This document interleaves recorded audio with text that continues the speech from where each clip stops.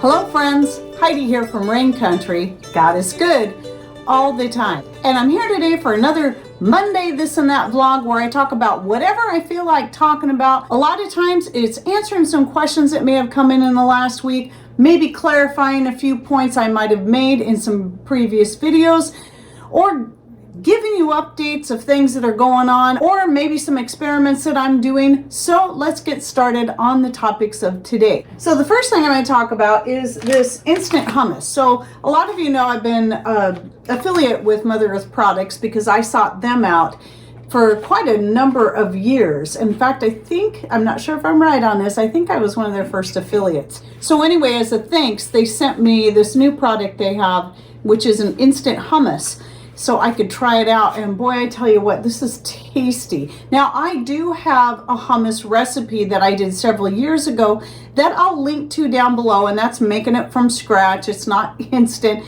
That's if you take the garbanzo beans, cook them up yourself, so on and so forth. So you can go check that out if you want to make your own hummus like that.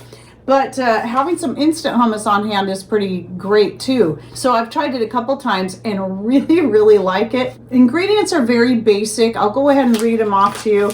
It has garbanzo flour, crushed roasted white sesame, lemon powder, garlic powder, cumin, and sea salt. Now, the one thing though people may want to know, especially if they're sensitive to certain ingredients, is that the lemon powder itself has maltodextrin in it, but it also has lemon juice and lemon oil.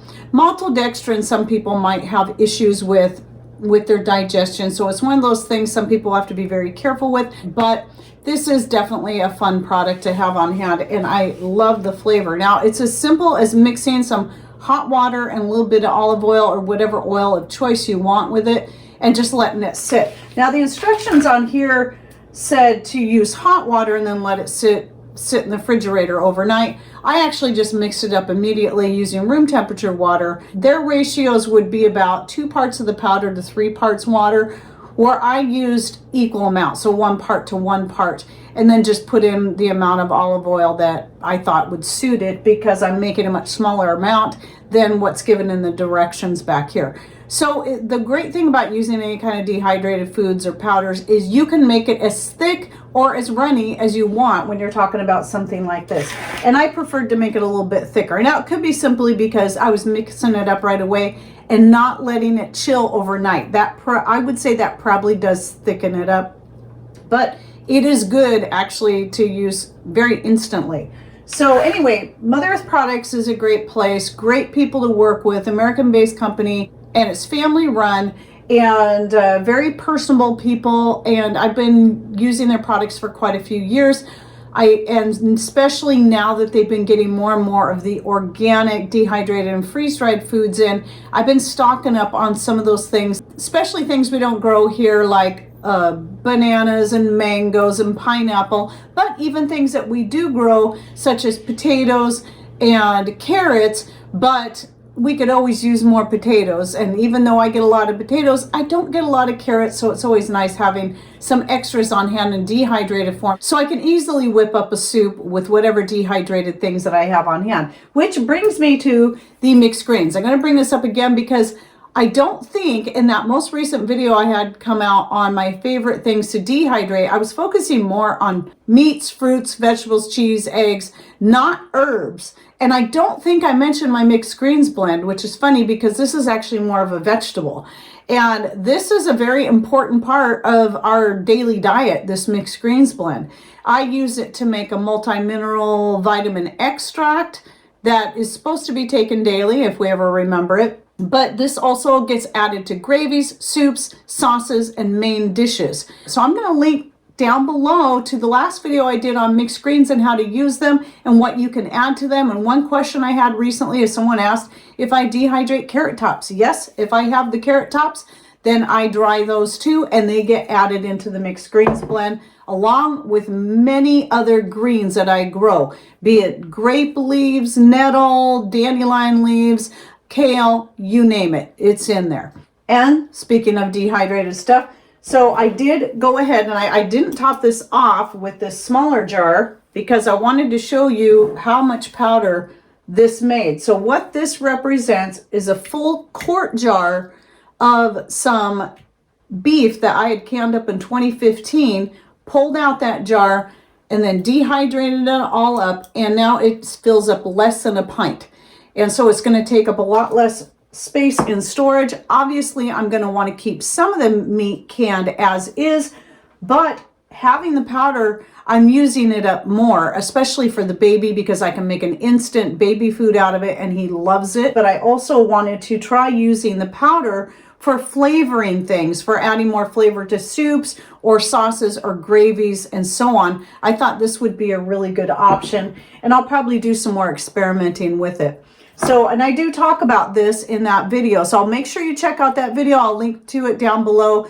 And it is about my favorite things to dehydrate. Now, some people seem to think that video was supposed to be an instructional video on dehydrating. No, I have a great many of those, a big long playlist on how to dehydrate. So if you have questions on how to dehydrate the sausage or the eggs or the cheese or the milk, yes, I have all these instructional videos out if you want to learn how, and a lot of them I did link in the description box under that video from last week. So if you want to learn how, please go watch those videos. That's where I talk about the time, the temperature, and much more.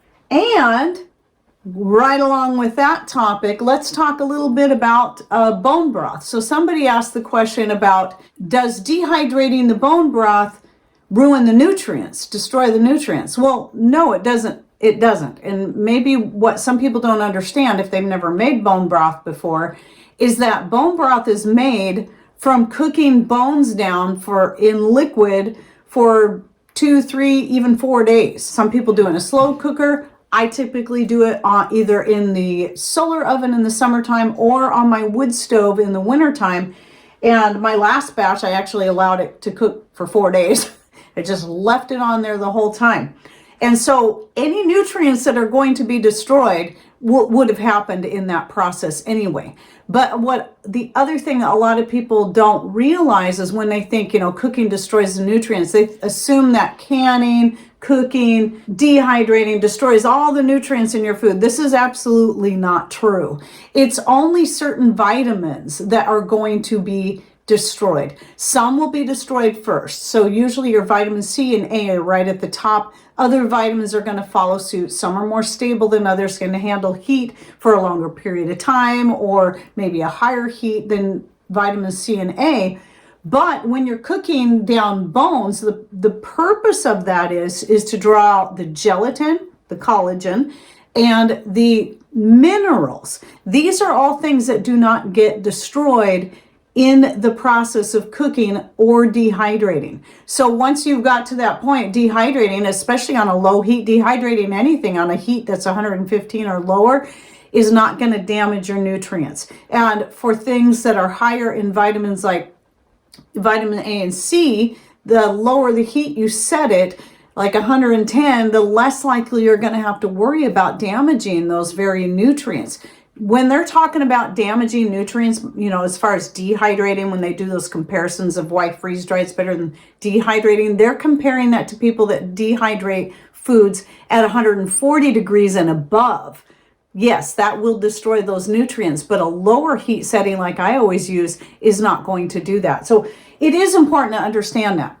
But yeah, so the whole purpose of the bones is to draw out the minerals, and you do that by cooking it down. And no, you're not going to damage the minerals. Those are things that will always remain in your food no matter how much you cook it. So talking about bone broth, this is actually working out pretty good. I'm leading from one topic to another. And that is, let's talk a little bit about beef gelatin. So I have two different brands here that I use. And this is just straight gelatin, and there's no flavor in it. I only use beef gelatin. So I have both Now Foods, which I think I was buying this first, and then the Zint, which I believe you can still get on Subscribe and Save on Amazon. Both are excellent. I wanted to talk about this for a minute because those with any kind of joint issues or have any kind of strained ligament or tendon, gelatin is one of the many things that you can use to help heal or build up the collagen as needed, especially if those of you who have arthritis and so on. So I recently injured It took me a while to figure out what it was, but it was the ACL in my left knee, or one of them at least. And that is I forget what the C stands for, but it's the anterior ligament inside the knee. So you got two cross-shaped, I'll put a picture here, ligaments that go across like this. So one of these, I believe I overstretched it. I don't think I tore it, but I injured it enough that by constantly keep doing the same movements, the sewing on the treadle machine and the exercises I was doing, it was getting progressively worse. And so once I was able to determine what it was, then I could better know how to deal with it, both in the way I move and in what I want to throw at it to help it heal faster. So one of the things I'm doing right now is taking a heaping teaspoon in my coffee or tea, depending on what time of day it is, 2 to 3 times a day. So that will help build that up. And I immediately am seeing results. At least I think it's from that, but I'm also throwing other things at it, such as making teas from horsetail and switching it up, comfrey, mullein, and marshmallow root, because these are all good things that are helpful. And I have a whole long list of herbs and more that are good at helping to not just take down the inflammation and the pain, but to help the body rebuild any of these things, be it a ligament, a tendon, or cartilage. That video I'm going to be shooting in a couple days, but you should see that coming out in about 3 weeks or so. That's how far. I'm about 3.5 weeks ahead on my videos right now. So it just depends on where I decide to throw it, but be watching for that, because when I start doing deep research, it's like, oh, this would be a good one to put in a video, especially for those who have arthritis or any other kind of joint problems that involve the cartilage, the tendon, or the ligament. And that can be an injury or something that's sustained, just a wear and tear kind of thing from years and years of use. Oh, and with that in mind, I did want to add too, I've already sent the notification out to people on my skirt list, but that means the skirt making has definitely had to go on hold, or any other kind of sewing, because every time I go in there, start sewing, it starts to hurt again. And in fact, that could be where I initially got the injury, because now that I think about it, when I started getting big back into making those skirts, that was around that time that it started to hurt and then got progressively worse. So I got to take a break from all that kind of stuff until it fully heals, and then give it a little extra time to make sure it's healed. But I tell you what, in the past couple of days, just really trying to take care of it, it has already felt so much better. In fact, this is the point where it's a little more dangerous, because it's feeling so much better that if I'm not careful, I'm going to re-injure it again. So I still got to practice being careful with it while still giving it some light movement to keep the blood flow and the flexibility in that area. But I also wanted to bring up, while I'm talking about that, if you don't have internet, making sure that you have a good medical guide that gives you anatomy of the body, as well as helping you diagnose issues within your body, so that you can then know how to treat it. It was early 90s that I got this. So the American Medical Association Encyclopedia of Medicine, and this one has been excellent. It's helped me to diagnose some actually rather rare conditions, and had them figured out before I even went to the doctor to get an actual diagnosis. And I talk about that in the video that I did on books that you'll need for your library, your preparedness library, that I'll link to down below. Since internet is so much faster and easier to look things up, I don't use this very often right now, but I used it a lot before we had internet, and it was very, very handy, and I still will hold on to it. It is, to me, it's priceless, because if we'd ever not have access to internet, I'm going to need something in a hard copy to be able to do this. So my point is not just about having hard copy books, but also knowing how to look things up and learning body anatomy. That's how I was able to finally pinpoint exactly what was going on in my knee. And first it was, okay, I want to study the anatomy of the knee. What are all the parts of the knee? So I'm able to go quickly to several different web pages, look at images, close-ups, and read about each thing, and then also read about common injuries to the knee. So it would help me be able to figure out exactly what the problem is, and thus know how to treat it. So there's a lot you can do from home if you just know how to look and how to do the research, and then and studying body anatomy is important. You don't have to study everything at once. Just break it down, just like I did. Okay, I need to learn. I know a lot about the muscles throughout the body, being a dancer and a martial artist, but I haven't taken a lot of time to learn about all the joints and all the different parts in there. And having an injury like this has forced me to do that. Okay, I'm going to learn about this. And when you do that, then it makes things just a lot more clear. And I didn't have to go to the doctor to figure it out. I saved a heck of a lot of money doing that. So anyway, the other video I'd like to link you back to is the one I did on how to do your own research. To me, this is one of the most important videos I have out on YouTube, even though it's not my most popular one, because a lot of people think, just because of the knowledge I've gained thus far on my journey, think that I know everything about every ailment there is out there or every herb there is out there.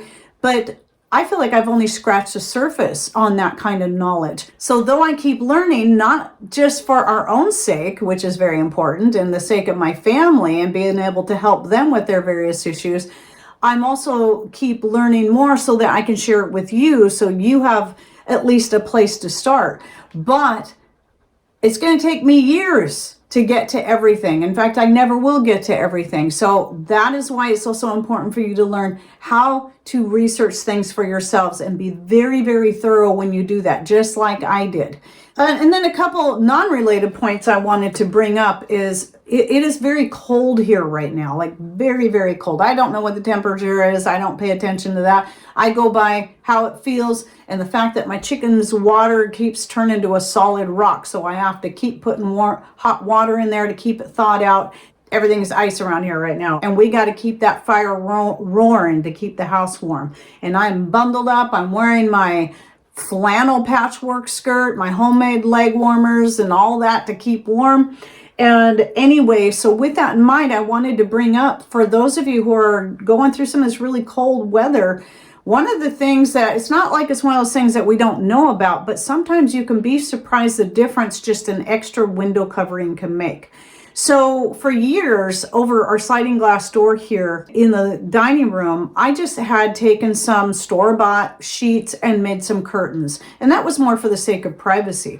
Well, one year, a couple of years ago, when it got really, really cold, I realized those thin curtains, even though I had quite a bit on there and it was bunched way up, it was just not enough to keep that cold out and to hold the heat in. And so I went and grabbed a big old king size sheet and stuck it behind those curtains and pinned it just flat. And that one extra sheet, doing it that way, I was amazed at the difference it made in keeping the warmth in and the cold out. Just that one sheet. It was just a sheet, a cotton sheet. So if you're having a hard time keeping your house warm, or you're trying to save on electricity because you got to keep turning the heat up just to stay warm, consider doing some extra coverings over your window, whether it just be adding a sheet, or even if it means purchasing some heavier drapes. That's what I did end up doing in the dining room here, is I purchased some heavier drapes so that would really hold in the heat, and it did make a difference. Nowadays you can get them, and they're the blackout curtains there, and they're not even that expensive. The ones I did here in the kitchen, they're the newest ones I bought. I think I paid maybe $12 for the set, because I had the same issue here in the kitchen and out here in the hallway. I just had old recycled sheets, and though it helped, putting a heavier weight curtain over there made a bigger difference. But you can layer fabrics too, so you don't always have to have heavy curtains on over your windows. You can just, as needed, like the time I did the sheets, I just used clothespins and pinned that into place, and it did a lot to keep it warmer in here. And what they used to do, what was really common, was they actually used to make window quilts. So quilts are nice and heavy, lots of layers there, so they would look nice, but also make a nice insulative layer that they would put over their windows in the wintertime. That made a big difference in holding in the heat. So just some tips to remember. And it's the same idea with your freezers, especially if you have a chest freezer and your power goes out. Throw some blankets, quilts, whatever you can over that to help insulate it and keep it cold in there. So that's going to keep the heat from inside the house from thawing out the stuff inside your freezer. So it works both ways. Oh, and one more thing I want to touch on before I close out this video, and that is about herbs. So, as I've been doing for at least 6 years now, working on videos on individual herbs, spices, and more, and their health benefits. And no, I don't always think on every single herb or spice to say, use caution with this and that, though I did say it with the nutmeg, because nutmeg is one of those you do have to be a little bit more careful with. But I want to remind everyone that all foods can be toxic if not used properly, and you can overdo it with kale and good, clean, healthy water. You can overdo it with that too. So everything should be done in moderation and finding what's best for you. It's funny to me that people will focus so much on, raw horseradish is dangerous and toxic in high quantities, and nutmeg is toxic in high quantities. Yet a lot of these same people don't have a bit of problem taking whatever pharmaceutical that's piled on top of another, without any safety studies being done on how these are going to interact with each other within the individual person and the symptoms it's going to cause altogether. And these things are far more toxic than nutmeg. And people want to freak out about this, but they're not talking about what's really killing people. So please make sure you get your focus right, and just know everything should be done in moderation, and you should all be doing your own research for yourself and finding out what works best for you. All right, well, I hope you enjoyed this video. Any thoughts, tips, ideas you'd like to throw in there about the heat or anything else I talked about, please put those in comments down below. And thanks for watching. Take care and God bless.